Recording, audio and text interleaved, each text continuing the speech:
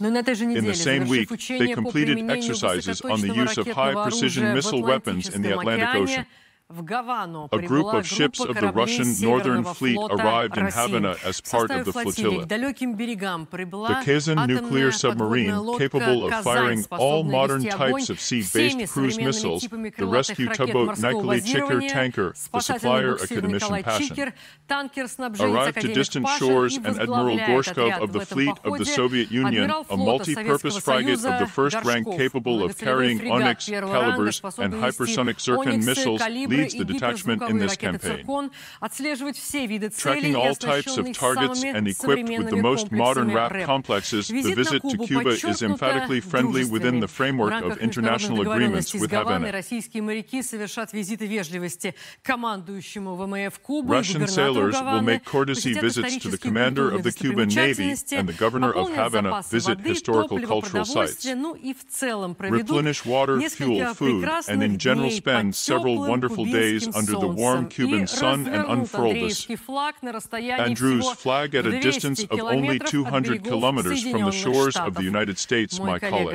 The author of the leading program, Combat, approved Alexey Egorov, transmitting from Havana.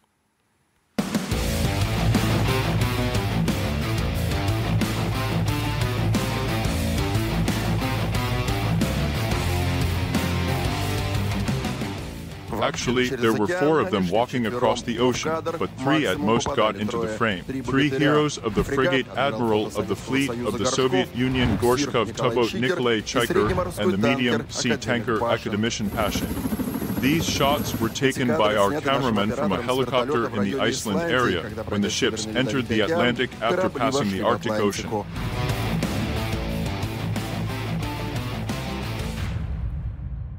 The fact that the beautiful Russian boat Kazan was secretly approaching America behind the backs of the heroes became clear when it surfaced off the coast of Cuba on Russia Day.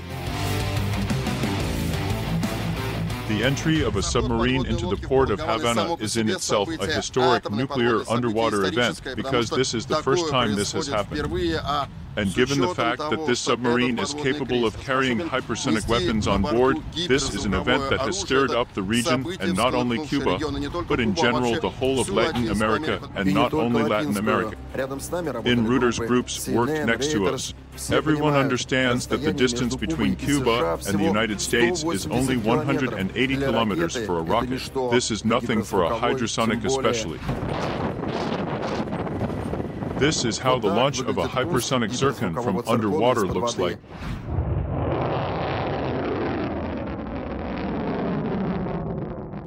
And so, from aboard a surface ship, these launches won with their own eyes in February of the 22nd, 10 days before the start of their own. At that time, we did everything to make the West hear that a completely new weapon appeared in Russia at that time. The motherland gave us such a weapon from which there are no means of countering the probable enemy, because the counteraction system has not yet been created for it, that is, the air defense systems of the probable enemy are not capable of not detecting it. He is even more impressed by its high-speed characteristics. It flies so fast that it is impossible to stop it, and why it cannot be detected.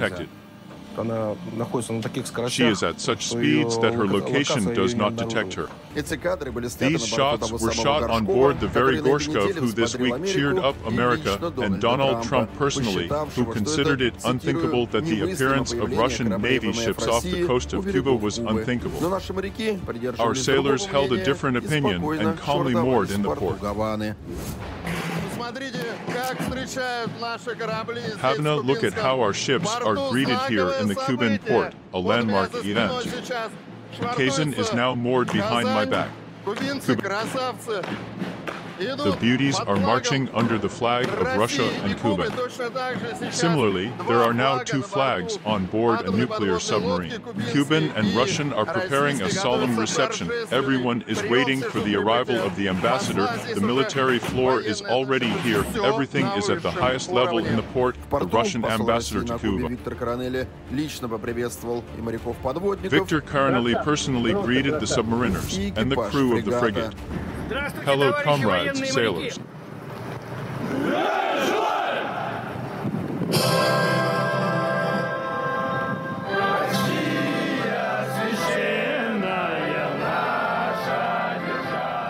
frigate Admiral of the fleet of the Soviet Union. Gorshkov belongs to the project 22-350. These are the largest ships built and designed by modern Russia before Gorshkov was already in Cuba, but first of all before his own. Secondly, such visits to the island of freedom have been carried out more often lately, according to Kazan. This correlates with how relations between the two countries are developing very intensively. The political dialogue is developing very dynamically and rapidly. There are real developments in trade and economic cooperation on the cultural and humanitarian track. That is, we are slowly moving towards the level of relations that we had during the Soviet Union. I think we are going only not slowly, but at a good rapid pace with a wide step. With the same wide step, the ambassador walked around the ship, on which, in addition to the crew, 2 more sailors came from Russia, a correspondent of the Combat Approved. Boris, Simon, cameraman Yevgeny Mitrushkin. It is interesting that even they leaving Severomorsk 31 days ago, climbing into the sky on anti-submarine helicopters along the route, did not know that a nuclear submarine was secretly going to Cuba with them. I repeat, for the first time in history, Cubans went hard to let a nuclear submarine pass here. No, nothing was hard. The only prohibition that could concern our ship was our submarine. This is the absence of nuclear weapons on board. But as you know, we don't have it.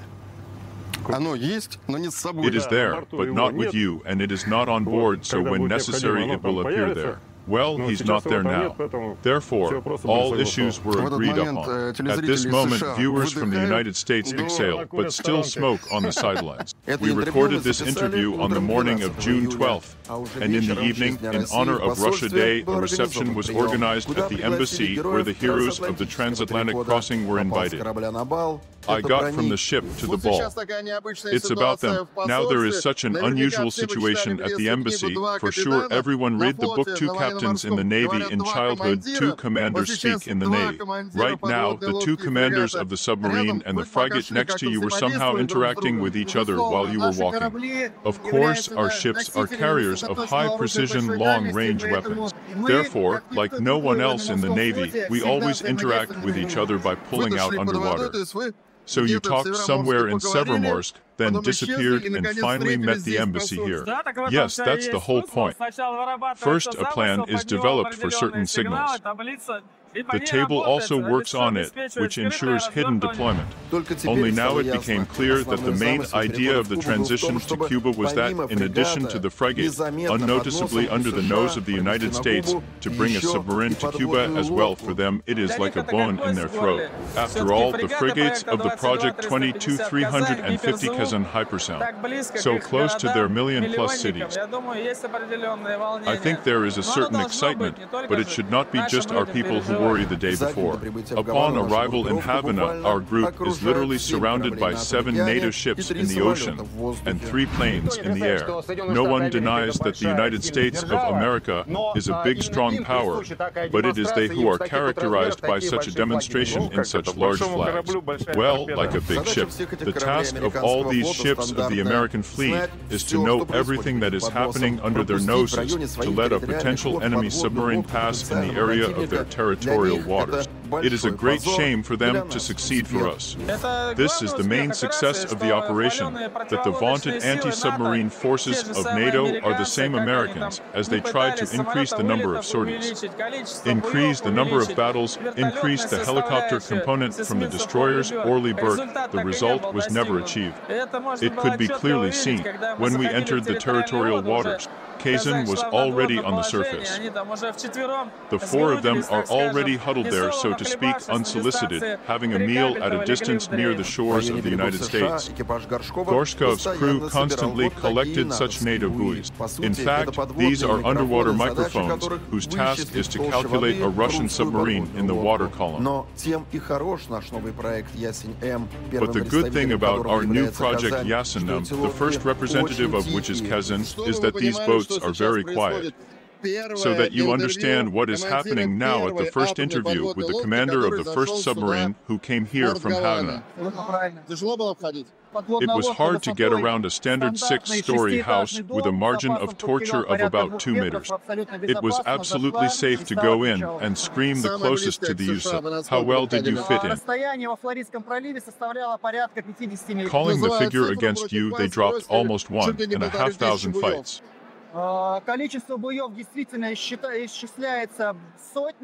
The number of battles is really in the hundreds, plus maneuverable anti-submarine strike forces, which is located directly in the landfills, according to his training.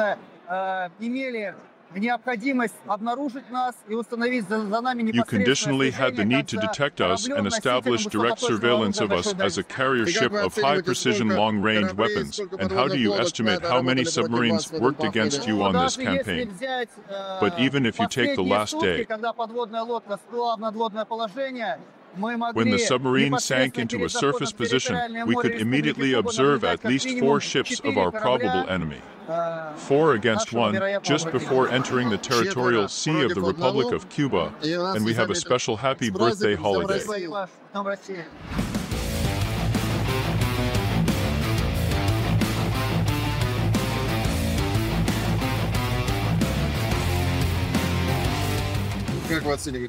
As you fathers did not say, but the landmark event is certainly the president of the country. Today, I visited 2 of the 4 ships of the Northern Fleet, which are located in the port of Havana. These are the nuclear-powered submarine Kazan and the frigate Admiral Gorshkov, which is close to the Soviet Union. The president was not alone. The president was with his family.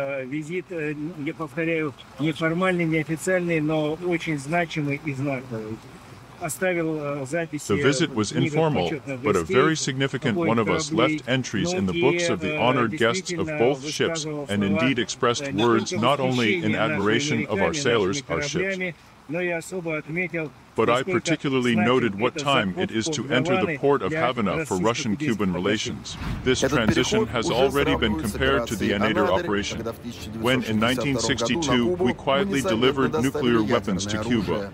This was the beginning of the Caribbean crisis. Of course, the scale of this operation in the 24th year is much more modest, but the essence of the task is the same. To secretly transfer to the shores of America what we consider necessary, and by the way, the United States also tried in every possible way to prevent the work of our sailors. 180 warships opposed our 4 submarines.